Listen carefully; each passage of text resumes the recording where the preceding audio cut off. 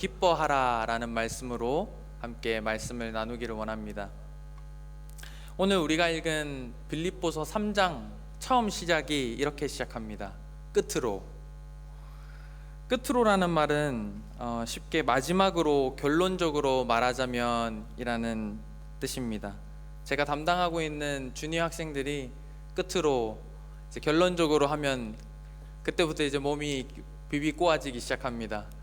그런데 오늘 바울은 3장 첫 번째 부분부터 끝으로 라는 말씀으로 시작합니다. 바울은 지금까지 빌립보서 1장과 2장에서 자신이 어떻게 기쁨의 삶을 살고자 했는지 이야기를 했고요. 또 이 기쁨의 삶을 빌립보 성도들도 함께 누리기를 기대하며 계속해서 기뻐하라고 권면해 왔습니다. 빌립보서 3장에서 바울은 드디어 이 기쁨의 삶을 사는 비결을 결정적으로 제시하고 싶어 합니다. 그런데 빌립보서가 4장까지 있다는 점을 생각할 때 이 3장 1절에서 결론을 제시한다는 것은 너무 빠른 것처럼 보여집니다. 많은 성경학자들은 바울이 빨리 결론을 제시하고 싶어서 견딜 수 없었다라고 말하기도 합니다. 도대체 어떻게 하면 기쁨의 삶을 살 수 있을까요? 3장 1절의 첫 부분에 그 비밀이 있습니다. 끝으로 나의 형제들아 주 안에서 기뻐하라. 바울이 지금까지 빌립보서에서 계속해서 기뻐하라라는 단어는 여러 번 사용했었습니다. 그런데 주 안에서라는 단어는 여기에서 처음으로 사용하고 있습니다. 주 안에서 기뻐하라. 그렇습니다. 우리의 기쁨의 비밀이 여기 있습니다. 주님 안에서만 진정한 기쁨의 삶, 진정한 화평의 삶이 가능한 줄로 믿습니다. 그래서 오늘 제목의 설교의 제목을 주 안에서 기뻐하라라고 해보았습니다. 1절을 한 번 더 보실까요? 주 안에서 기뻐하라. 너희에게 같은 말을 쓰는 것이 내게 수고로움이 없고 너희에게는 안전하니라. 제가 좀 더 쉬운 말로 말씀을 푼다면 이와 같습니다. 나는 지금까지 기뻐하라는 말을 여러 번 되풀이했습니다. 그러나 이 반복은 내게 지루한 것이 아닙니다. 그것은 여러분의 유익을 위한 것입니다. 나는 진실로 여러분이 기쁘고 행복한 삶을 사는 것을 보고 싶습니다. 여러분 기뻐하시기 바랍니다. 주 안에서 기뻐하십시오. 바울은 이렇게 말하고 난 다음에 기쁨의 삶을 원하는 유형에 대해서 두 가지 유형이 있다고 말해줍니다. 하나는 율법의 길이고 다른 하나는 복음의 길입니다. 많은 사람들이 율법을 지키는 인간적인 노력을 통해서 하나님을 기쁘시게 하는 자리에 도달할 수 있고 또 행복한 삶을 살 수 있다고 믿고 그런 삶을 원합니다. 이것이 율법의 길입니다. 그러나 그와는 다른 복음의 길이 있습니다. 바울은 예수님을 믿기 전 율법에 속해 있었습니다. 그는 율법주의자였습니다. 그는 최선을 다해서 율법을 지키려고 했지만 그것이 하나님 앞에서 그의 영혼을 구원하지 못했고 그리고 그의 삶의 진정한 기쁨을 가져다 주지 못했습니다. 복음을 깨닫고 예수님을 영접하고 난 후 비로소 바울은 율법주의 사상이 얼마나 반기독교적이고 얼마나 인간의 행복을 파괴하는지를 깨닫게 됩니다. 그래서 그는 빌립보서 3장 2절에서 율법주의자들에 대한 지나치다 싶을 정도의 강하게 비판을 합니다. 2절 말씀을 보시면요, 개들을 삼가고 행악하는 자들을 삼가고 몸을 상해하는 일을 삼가라. 바울은 인간적인 노력을 통해서 행복을 도달할 수 있다고 주장하는 사람들을 개에 비유하고 있습니다. 바울 자신이 율법주의자로서 그런 삶을 원해 봤는데 안 되었거든요. 바울은 소가 살았다고 생각했습니다. 복음을 깨닫고 보니까 이렇게 놀라운 기쁨의 삶에 있었는데 그것을 모르고 살았다는 것을 깨닫게 됩니다.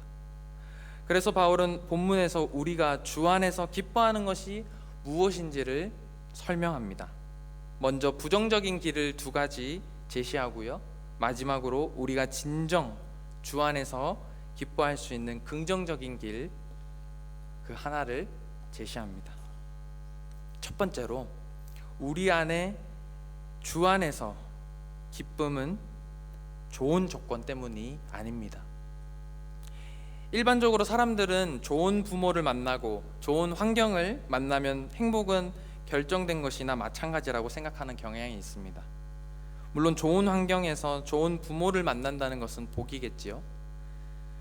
이것은 마치 단거리 경기나 수영 경기를 할 때에 스타트를 남보다 조금 더 빨리 하는 사람이 결정적으로 유리한 것과 같다고 할 수 있겠습니다. 그래서 달리기 할 때 보면 처음 출발할 때 어떻게 합니까? 선수들이 긴장하는 것을 우리가 볼 수 있습니다.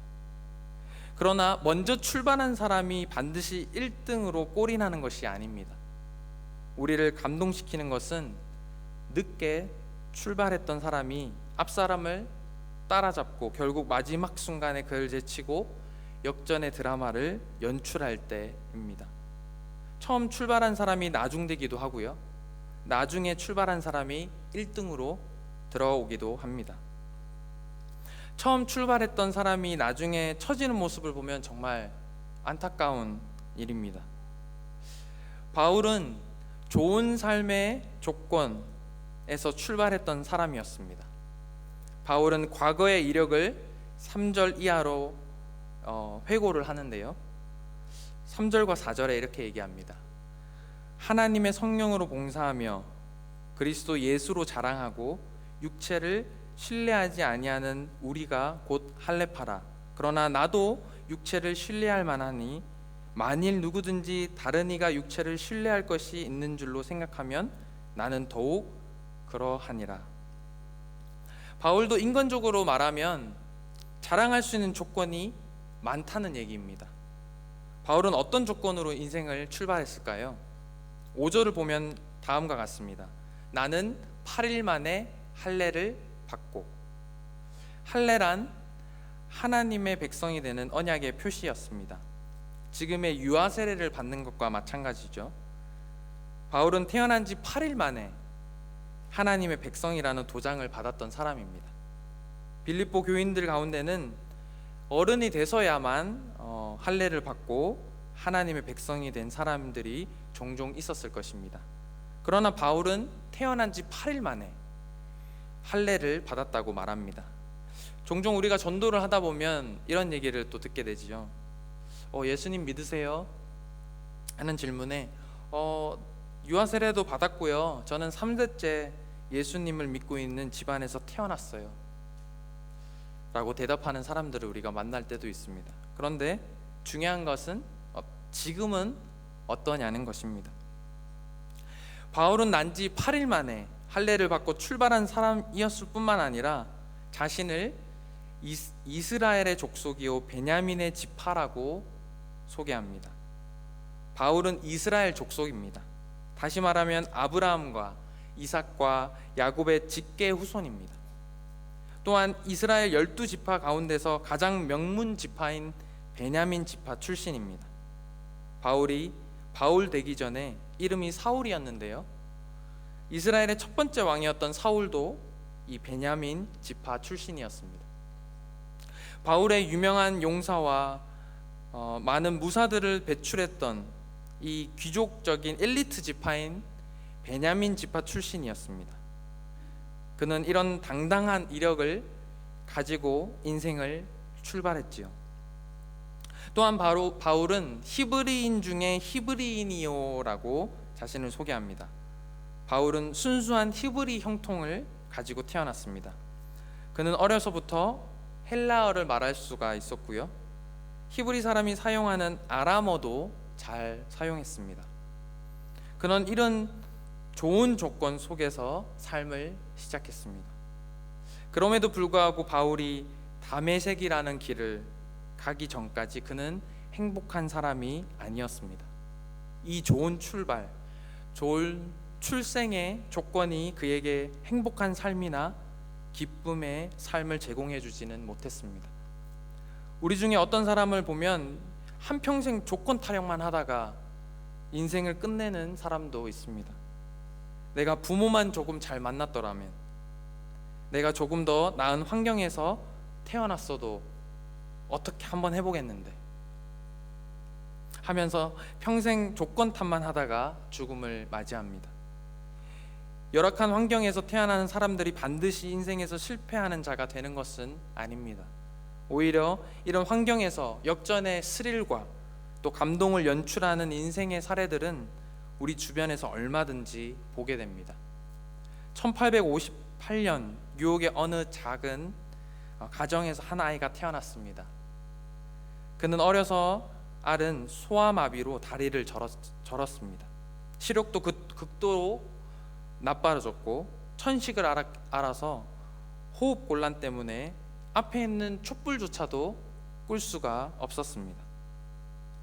가까스로 생명을 연장해 간 셈이지요. 11살이 되던 날 그의 아버지는 아들에게 이런 말을 합니다. 아들아, 내가 가진 장애는 장애가 아니란다. 내가 만약 전능하신 하나님을 참으로 신뢰하고 믿을 수 있다면, 그리고 그 하나님의 도우심을 너와 함께 한다면 오히려 내 장애 때문에 모든 사람이 너를 주목할 것이고 너는 진실로 역사의 신화 같은 기적을 남기는 놀라운 삶을 살 수 있단다 라고 아버지가 이야기해 줍니다. 그 이야기를 들은 그는 드디어 23세가 되던 해에 뉴욕주를 대표하는 의회의 의원이 되었고 28세에 뉴욕 시장 선거에 출마를 합니다. 얼마 후에 뉴욕 주지사가 되고 부통령이 되고 미국 역사의 가장 어두웠던 시절에 미국의 신화를 재건하는 대통령이 됩니다. 1906년 그는 노벨 평화상을 수상합니다. 이 사람이 바로 시어도어 루즈벨트입니다. 좋은 환경이 행복을 보장하는 것이 아닙니다. 그렇다고 열악한 환경이 우리에게 기쁨과 행복을 안겨다 주는 것도 아닙니다. 그러나 만일 열악한 환경 가운데에서 인생을 출발했다면 그것 때문에 내가 불행하다는 식의 생각은 버려야 합니다. 절대적으로 불리한 삶의 조건에도 불구하고 나는 여전히 기쁨과 행복의 삶을 소유할 수 있다는 사실을 믿으시기 바랍니다. 왜냐하면 우리의 행복과 기쁨은 반드시 우리의 출생의 조건에 좌우되는 것이 아니기 때문입니다. 두 번째로 주 안에서 기쁨은 성취 때문이 아닙니다. 성취가 무엇입니까? 무언가를 해내는 것입니다. 인간이 가진 가장 본질적인 열망이 있다면 그것은 자아 실현의 열망이라고 할 수 있을 것입니다. 이것은 성적인 본능보다도 더 본능적인 열망이라고도 합니다. 자기를 실현하고 싶은, 그래서 무언가를 성취하고픈 열망은 인간이 가진 지극히 아름다운 열망 중에 하나라고 할 수 있습니다. 그러나 무엇을 성취했다고 해서 그것이 자동적으로 우리에게 행복과 기쁨을 보장해 주는 것은 아닙니다. 있더라도 그것은 일시적이지요. 바울 사도로 말하자면 이미 예수님을 믿기 전에 상당한 업적을 이룬 사람이었습니다. 바울은 이러한 자기의 이력을 또한 다음과 같이 표현합니다. 5절과 6절 말씀에 율법으로는 바리새인이요 열심으로는 교회를 핍박하고 율법의 의로는 흠이 없는 자로라.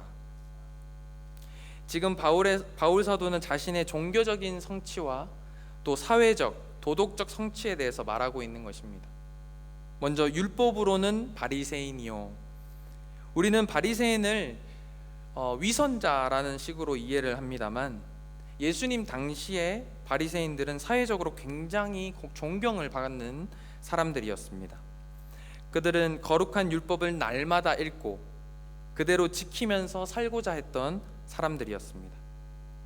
바울은 율법을 배우기 위해서 그 당시 율법의 최고 권위자였던 가말리엘이라는 위대한 스승 밑에서 공부했던 사람입니다. 그는 가말리엘의 탁월한 여러 제자들 중에서도 수제자에 가까웠습니다. 지금으로 말하자면 하버드 출신이라고 말할 수 있는 배경을 가진 사람이겠죠. 또한 열심으로는 교회를 박해하고,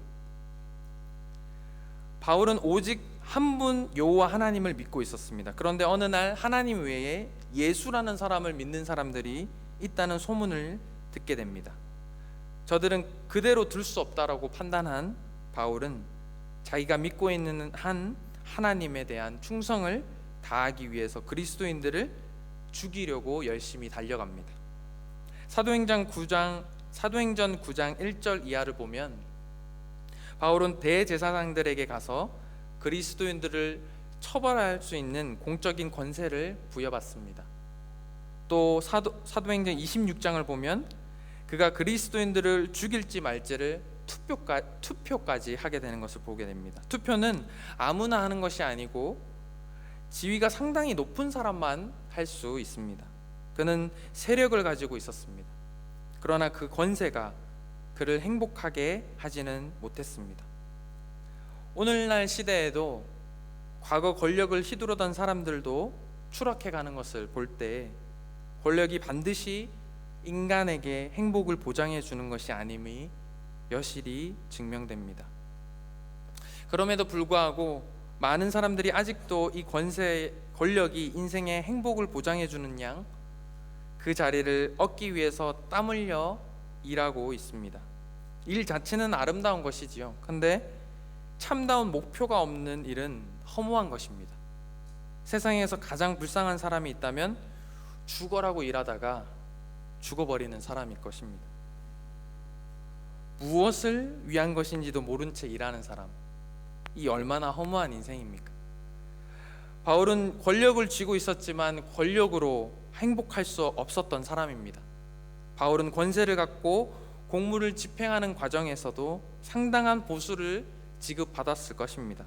그러나 그 돈으로 행복을 살 수 없었습니다.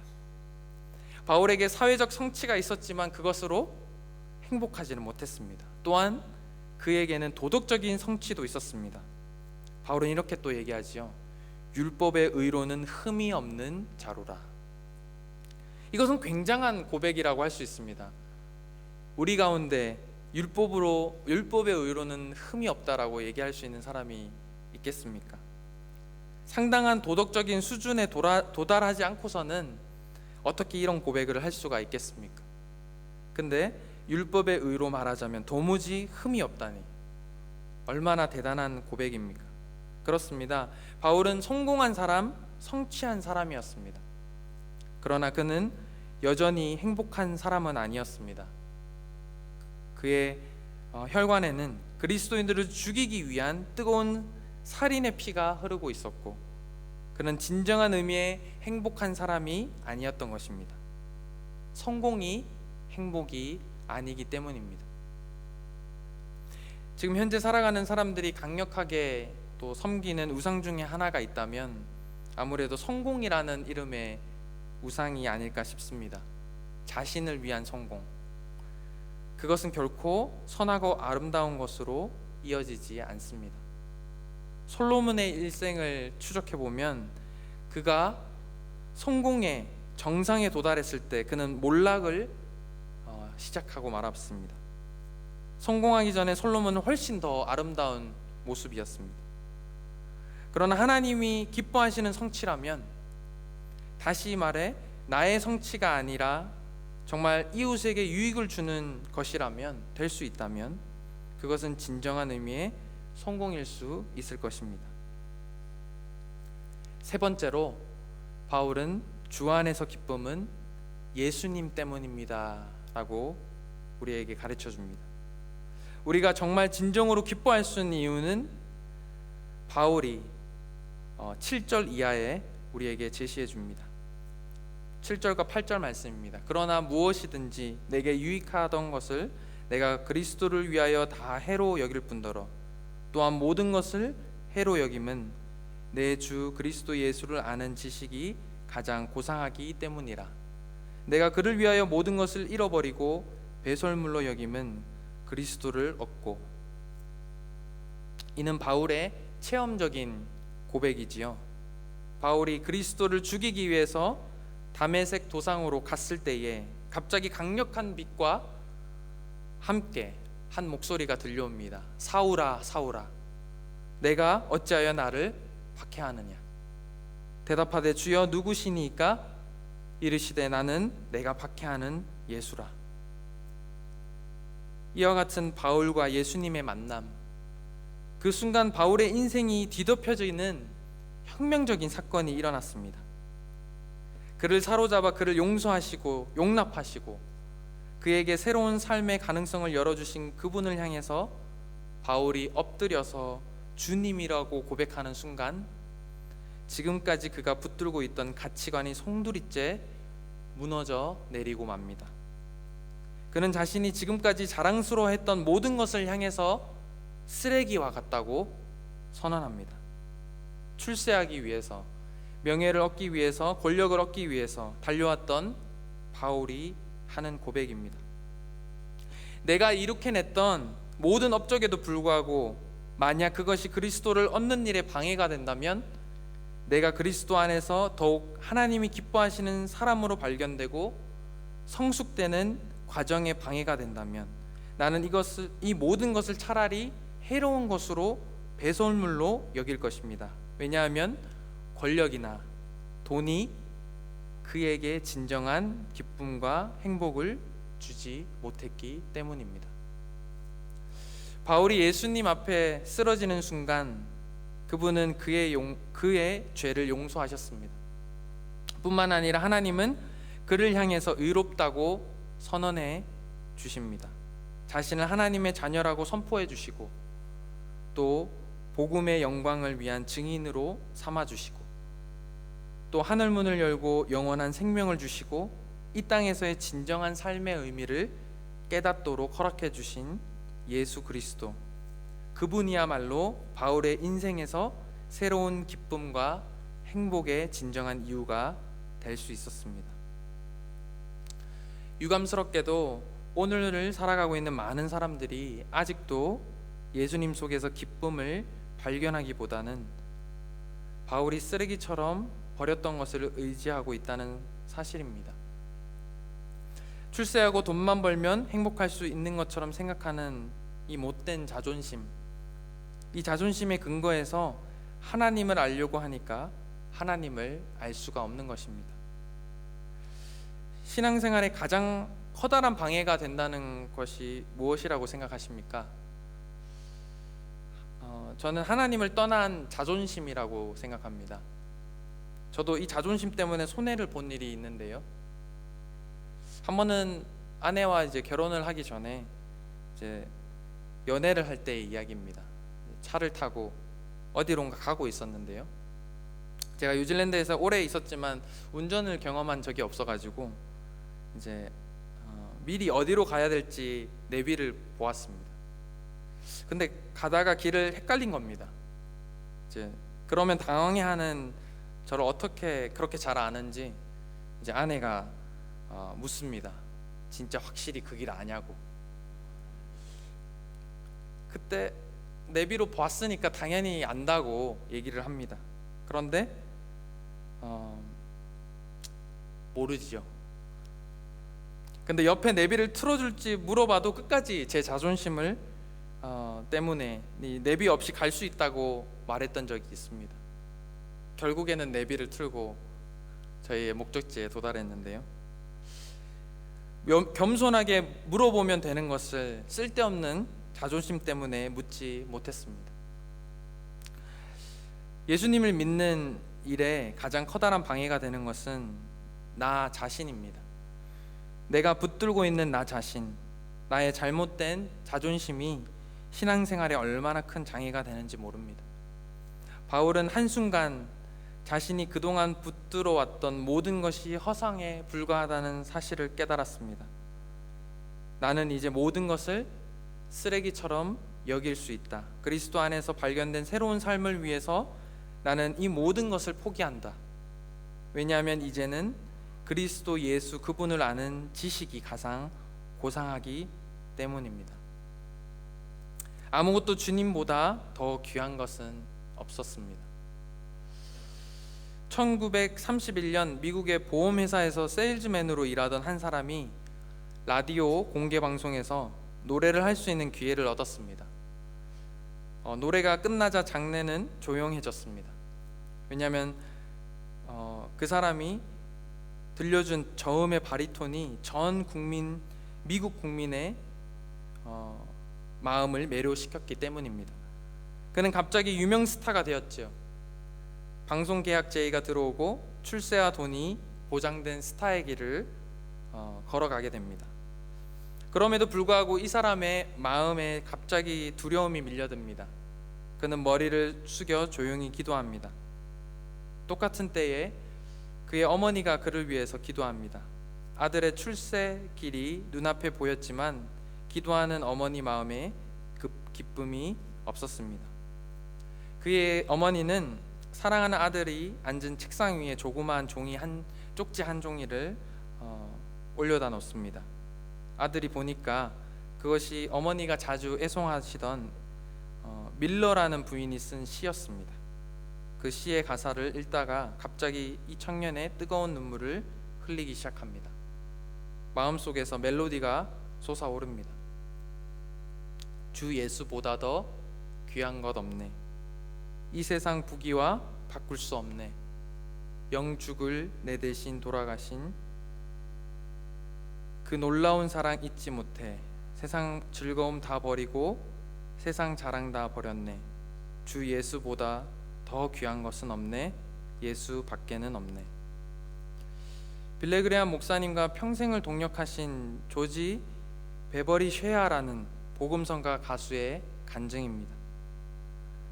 그는 1983년에도 네덜란드의 암스테르담에서 전 세계 모든 존조자들이 모여 있을 때에 특별히 찬양을 하는 기회가 있었습니다. 수많은 사람들이 일어나서 박수를 하고 환호를 질러 주었습니다. 근데 그 박수를 다 받은 후에 이분이 남긴 한마디는 모든 사람의 숨을 죽이게 만들었습니다. 감사합니다. 그러나 여러분이 주신 발수각체와 그리스도를 바꾸지 않겠습니다. 지금까지의 삶을 우리가 돌이켜 보면 하나님께서는 우리에게 감사할 수밖에 없는 수많은 조건을 주셨음을 우리가 느끼게 됩니다. 귀한 부모님을 주셨고요, 또 귀한 자녀들을 주셨고, 사랑하는 남편과 사랑하는 아내를 주셨고, 가정을 주셨고, 또 직업을 주셨고, 또 사업을 주셨습니다. 그러나 이런 정도의 감사는 예수님을 모르는 사람들도 얼마든지 할 수 있습니다. 우리가 그리스도인으로서 기뻐할 수 있는 유일한 이유는 예수님 때문입니다. 그분이 나의 죄를 용서하셨고 나를 있는 모습 그대로 받아주셔서 하나님의 아들과 딸이라고 불러주셨고, 또 나에게 영원한 생명을 주셨으며, 또 이 땅 떠난 후의 삶에 대한 확실한 소망을 주셨고, 또한 이 땅에서 삶의 의미와 존재 이유를 가지고 살아갈 수 있도록 해주셨고, 우리가 기뻐할 수 있는 유일한 이유는 예수님임을 알게 해주셨습니다. 이러한 예수님을 믿고 무엇보다 더 귀한 주 예수 그리스도 안에서 기쁨으로 살아가시는 저와 여러분의 삶이 되기를 주님의 이름으로 축복합니다.